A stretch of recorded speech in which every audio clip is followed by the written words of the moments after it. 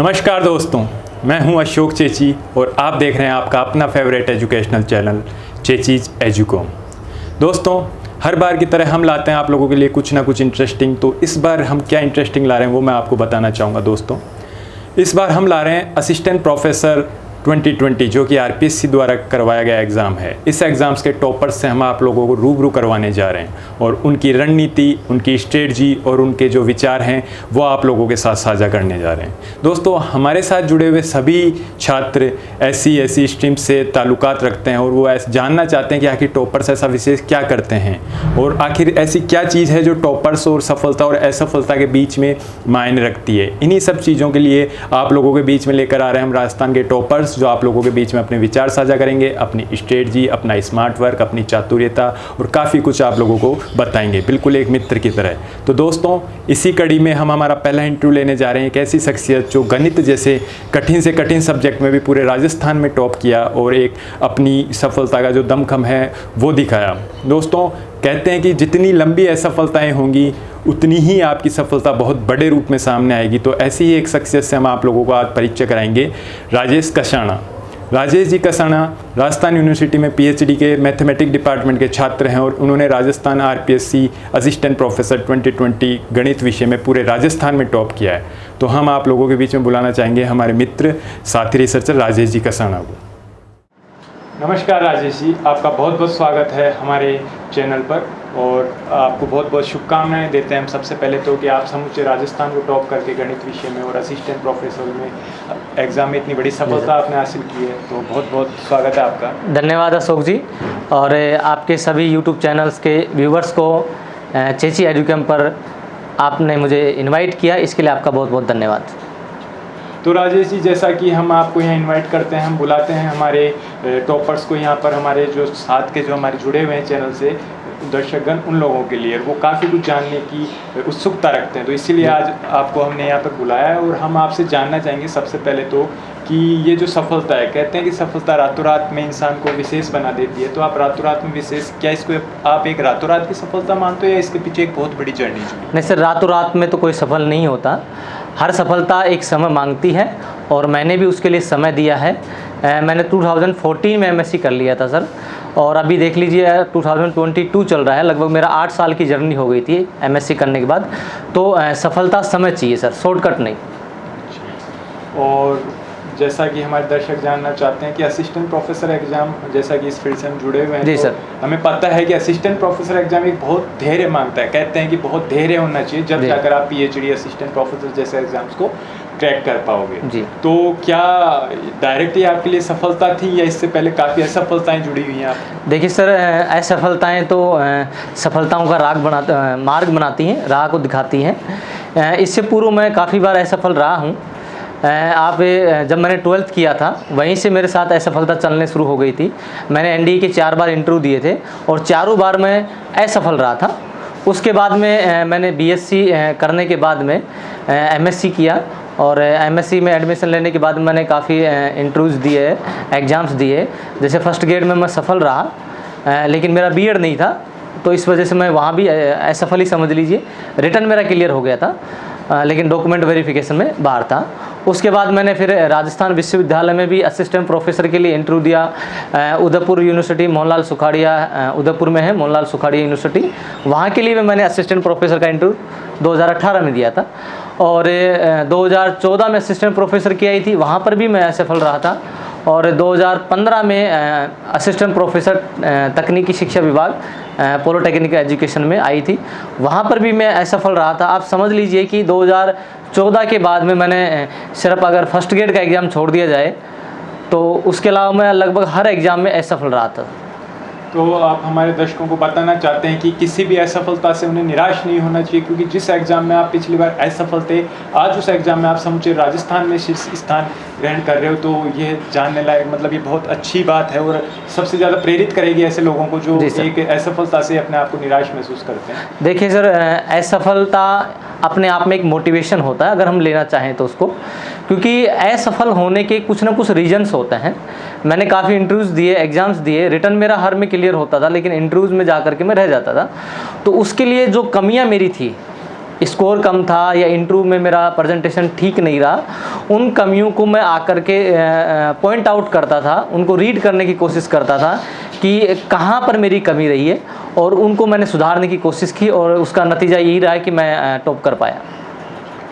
तो राजेश जी, हम जानना चाहेंगे कि आप अपनी सफलता का श्रेय आखिर किन्हें देना चाहेंगे? जी सर, मैं अपनी सफलता का श्रेय अपने गुरुजन को, अपने माता पिता को, और मेरे रिसर्च सुपरवाइज़र प्रोफेसर प्रेश व्यास, विभागाध्यक्ष हैं अभी गणित विभाग के, उनको मैं अपनी सफलता का, मेरे दोस्तों को अपनी सफलता का श्रेय देना चाहूँगा, क्योंकि इन सभी का कहीं ना कहीं प्रत्यक्ष और प्रत्यक्ष रूप से मेरे साथ मोटिवेशन जुड़ा हुआ था। और आप एक रिसर्च स्टूडेंट भी हैं राजस्थान विश्वविद्यालय के गणित विभाग के, तो किस प्रकार से आपकी रिसर्च का योगदान रहा आपकी सफलता के पीछे?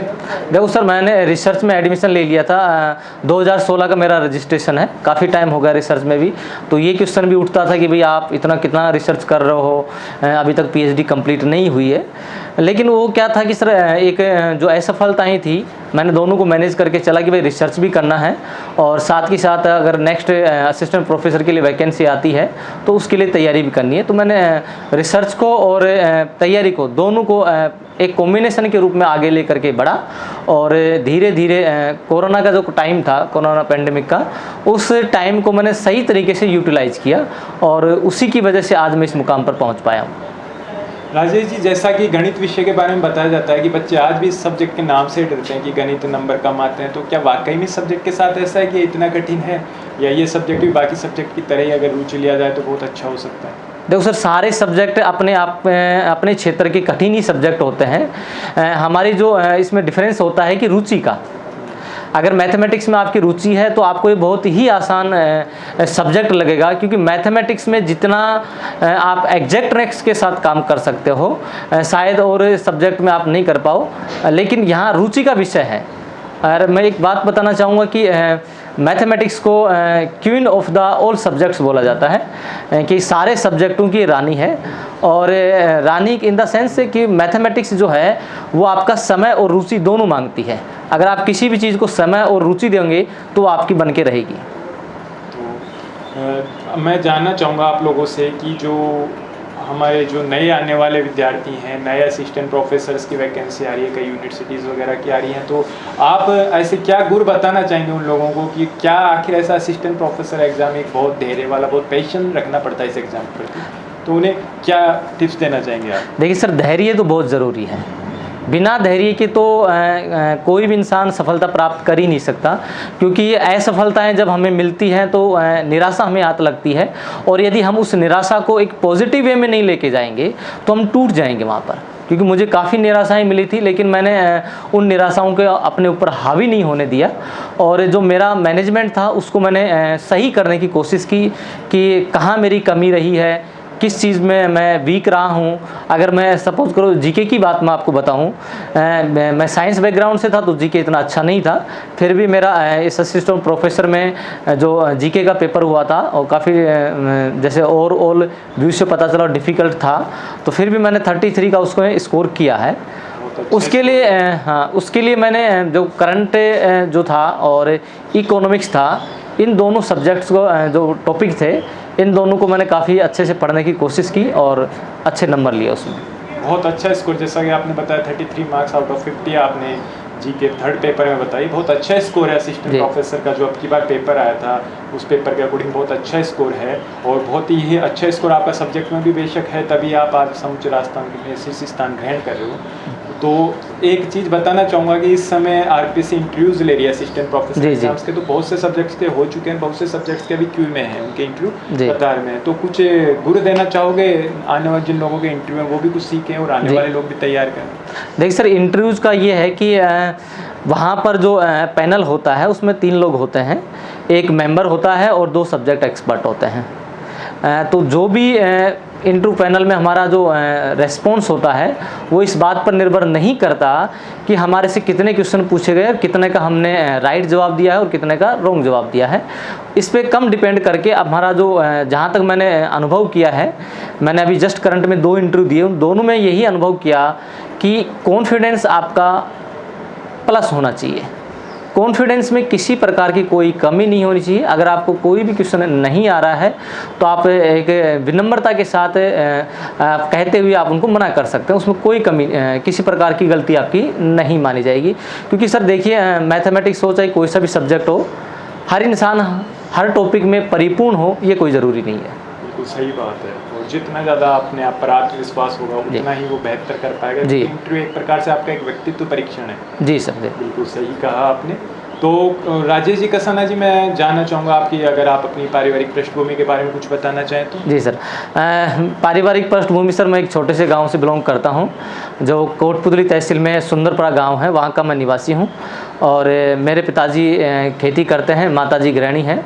और परिवार में बड़े भाई हैं, वो अंकल हैं, उनके मोटिवेशन से मैं आज इस मुकाम तक पहुंच पाया। उनका मेरी ज़िंदगी में कहीं ना कहीं प्रत्यक्ष और प्रत्यक्ष रूप से हमेशा सहयोग रहा, मोटिवेशन रहा। जब भी असफलताएं मिली तो उन्होंने कंधे से कंधा मिला करके, नहीं बेटा तू कर सकता है, लगा रहे, हो जाएगा तेरे से। तो वो एक मोटिवेशन होता ना परिवार से जो मिलता, उस मोटिवेशन अगर हर स्टूडेंट को, हर साथियों को मिले तो वो टूट नहीं पाएगा और अपने सफल होकर के ही रहेगा।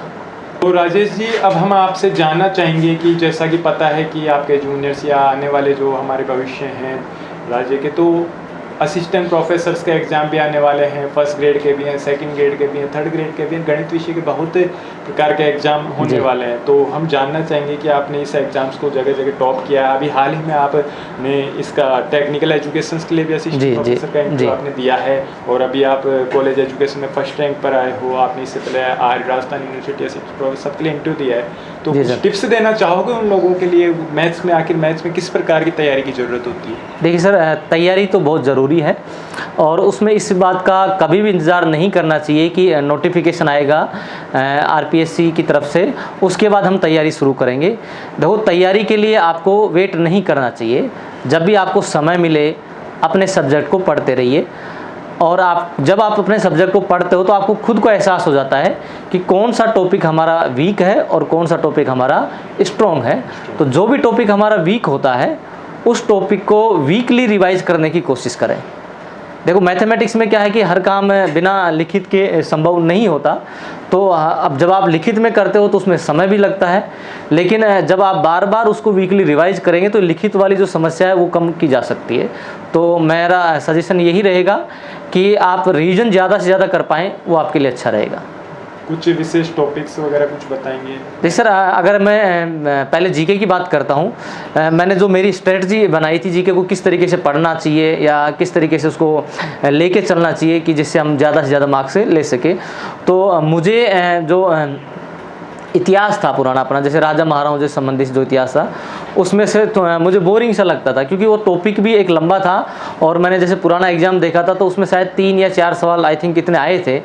तो मैंने सोचा भाई अगर मैं 5 सवाल भी उसमें निकाल दूँ फिर भी 96 सवाल मेरे पास बचते हैं।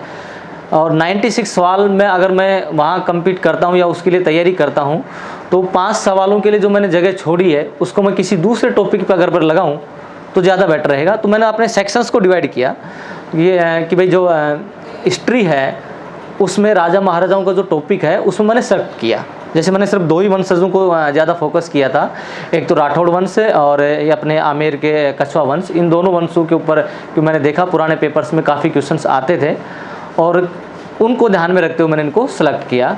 और जब भी मैं किसी टॉपिक को, जीके के टॉपिक को पढ़ता तो मेरे स्ट्रेटजी ये रहती थी कि टॉपिक पढ़ने के बाद मैं क्वेश्चन लगाता था। और क्वेश्चन लगाने के लिए एक मार्केट में अवेलेबल बुक है, दिशा पब्लिकेशन एक किताब चलती है, तो मुझे बहुत अच्छी लगी वो, क्योंकि उसमें जो क्वेश्चंस का कलेक्शन दिया गया है वो काफ़ी अच्छा है और मैंने उसकी काफ़ी हेल्प ले करके उसका उपयोग किया है। तो उसकी सहायता अगर ली जाए और वहाँ रिवीजन के साथ उसको पढ़ा जाए। देखो, आप टॉपिक पढ़ोगे फिर क्वेश्चन लगाओ तो बहुत आसानी से हो जाएंगे, लेकिन अपना रिवीजन इस तरीके से करें कि एक बार टॉपिक पढ़ के फिर क्वेश्चन लगाए, फिर कुछ समय बाद में बिना टॉपिक पढ़े हुए फिर क्वेश्चन लगाए। तो मैं जहाँ तक समझता हूँ कि आपको क्वेश्चंस की ऐसी क्लियरिफिकेशन हो जाएगा कि बिना टॉपिक के ही आप 4 ऑप्शन है उन 4 ऑप्शन में डिस्कार्ड करना सीख जाएंगे। और किसी भी एग्ज़ाम की सफलता अगर आज मैं इसी में मानता हूँ कि आपको 4 ऑप्शन में एक ऑप्शन आता है वो आपकी सफलता डिसाइड नहीं करता। आपकी सफलता 4 ऑप्शन में से कितने ऑप्शन आप बाहर कर सकते हो उससे डिसाइड होती है।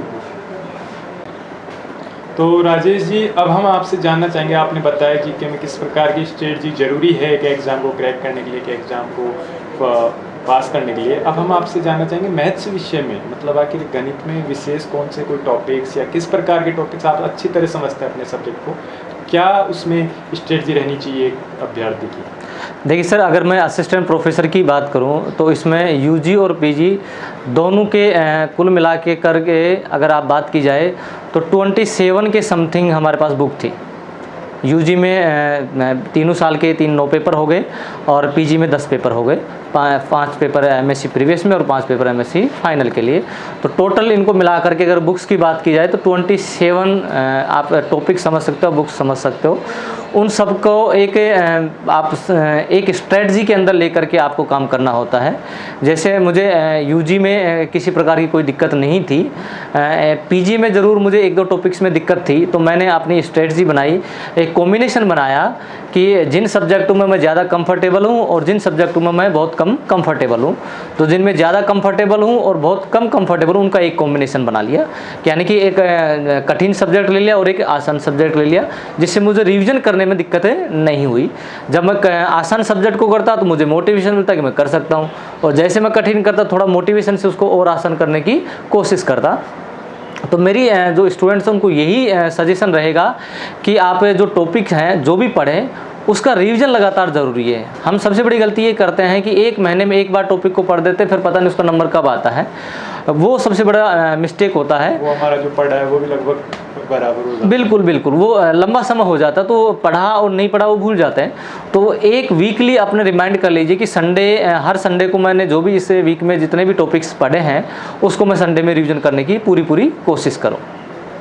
जी राजेश जी, बहुत बहुत अच्छा बताया, काफ़ी योगदान रहेगा आपका हमारे जो स्टूडेंट्स हैं उन लोगों के बीच में कि आपने जी सर, पूरे बताया इतने ऐसे स्टूडेंट प्रोफेसर्स में जो सफलता प्राप्त की। और बहुत बहुत अच्छा दिन है, क्योंकि ये एक एग्ज़ाम का जो एक रिजल्ट है, ये न केवल एक रिजल्ट होता है बल्कि हमारी पूरी मेहनत का बचपन से लेकर आज तक, हमने जिस समय स्कूल में एडमिशन लिया था उससे लेकर आज तक जो हमने किया उसका पूरा एक फल होता है जो। जी सर। मैं जानना चाहूँगा कि आगे का आपका क्या प्लानिंग है, अब आगे आप अपने आप को किस रूप में देखना चाहते हैं या कोई विशेष है?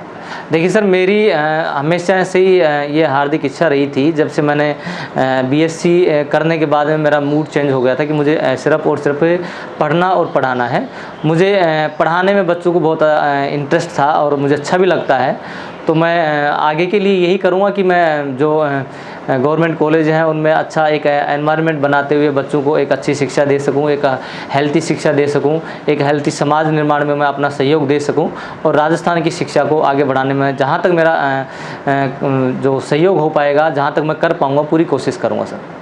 बिल्कुल, बहुत बहुत, और यही चाहते हैं हम भी आप लोगों से कि आप इसी प्रकार जुड़े रहें, हमसे भी जुड़े रहे हैं, स्टूडेंट से भी जुड़े रहें, क्योंकि जो टीचिंग का जो एक प्रोफेशन ही एक इस प्रकार का प्रोफेशन है, क्योंकि इससे विद्यार्थियों की जो कहते हैं ना कि जितना अच्छा टीचर नब्ज पकड़ पाए, डॉक्टर जिस प्रकार से एक मरीज़ की नब्ज पकड़ सकता है, शिक्षक भी एक प्रकार से वैसा ही कार्य करता है। अगर वो अपने स्टूडेंट्स की रग रग से वाकिफ़ है तो वो बहुत अच्छा शिक्षक बन के निकलता है, क्योंकि उनकी कमजोरियाँ सब जानता है। तो आप एक अच्छे शिक्षक के रूप में भी रहे हैं, एक अच्छे आप कई लोगों को गाइडेंस देते रहे हैं, कोचिंग्स वगैरह में भी आप रहते हैं। तो इसी प्रकार हम आपसे उम्मीद करते हैं कि आप आगे भी इसी फील्ड में जाएं, और इसी प्रकार हमारे जो विद्यार्थी आने वाले राजस्थान के भविष्य उन लोगों को भी इसी प्रकार वो करते रहें। मैं आपसे जाते जाते एक दरख्वास्त करना चाहूँगा कि आप कुछ मोटिवेशन चीज़ बताना चाहें स्टूडेंट्स को, जो उन्हें हमेशा प्रेरित करते रहे, या जिस मोटिवेशन को आपने हमेशा फॉलो किया, ऐसा कुछ बताना चाहें हमारे।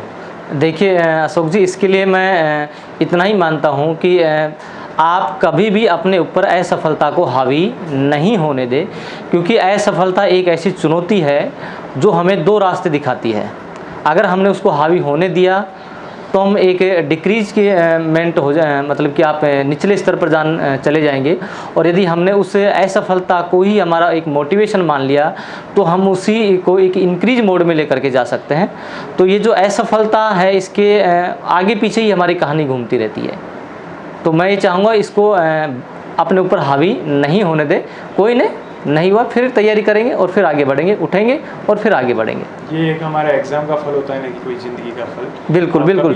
डिसाइड नहीं कर सकते कि हमारा किस एग्ज़ाम में कहाँ क्या हो जाए। आपने कभी सोचा था फर्स्ट रैंक के साथ इस एग्ज़ाम को पास? नहीं सर, मेरा तो सोचना, जब स्टार्टिंग में एग्ज़ाम दे दिया था तो उस टाइम ऐसा लग रहा था कि पता नहीं यार स्कोर मेरा कितना है, इंटरव्यू कॉल होगा कि नहीं होगा। लेकिन जैसे जैसे समय गुजरा और लोगों से बातचीत हुई तो उसमें लगा कि भाई हाँ नंबर्स आ रहे हैं तो अपन इंटरव्यू कॉल हो जाएगा। इंटरव्यू कॉल होने के बाद जब लोगों से और बातचीत हुई तो उसमें लगा कि यार अपन ठीक पोजीशन में है। इतना विश्वास था कि सिलेक्शन हो जाएगा, लेकिन मुझे ये विश्वास नहीं था कि एक फर्स्ट रैंक आ जाएगी। और कल भी जब मैं रूम में बैठा हुआ था यहाँ हॉस्टल में तो जो छोटा भाई था उसने बोला कि रिज़ल्ट आ गया। और जैसे मैंने रिज़ल्ट को देखा तो उस टाइम मैं सबसे पहले जो उसमें 4-5 कॉलम बने हुए थे हर रो में, मैंने पहले सबसे पहले कट ऑफ का कॉलम देखा कितना कट ऑफ गया है। तो उसमें 141 पॉइंट कुछ इतना कट ऑफ गया था। तो उसको देख के लगा यार कट ऑफ तो ज़्यादा गया, अब तो अपना चेक करते हैं कि रोल नंबर है कि नहीं है। तो मैंने पहला कॉलम चेक कर लिया, दूसरा कॉलम चेक कर लिया, तीसरा कॉलम में चेक कर लिया, मेरा रोल नंबर नहीं मिल रहा। जैसे मैं चौथे कॉलम में गया और सेकंड नंबर पे देखा तो मेरा रोल नंबर था उसके जस्ट सामने, वो रैंक लिखी हुई थी। मैंने सोचा भाई रैंक आगे पीछे, मैंने उसको 3 बार देखा क्या ये सही है या भाई एक बार कह दे फिर पता चले कि आप तो गलत देख लिए। तो वो उस टाइम का जो टाइम था ना उसको मैं इतनी तरीके से फील किया कि भाई सफल तो हो गए, लेकिन वो जो क्षण मिला था कि फर्स्ट रैंक आई है आपकी, वो अपने आप में गौरवान्वित करने वाला क्षण था। बहुत बहुत धन्यवाद। उसी चीज़ की बार बार बधाई दे रहे हैं हम आप लोगों को, आप बहुत बहुत शुभकामनाएं प्रेषित कर रहे हैं बार बार हम इसी चीज़ के लिए आप लोगों को।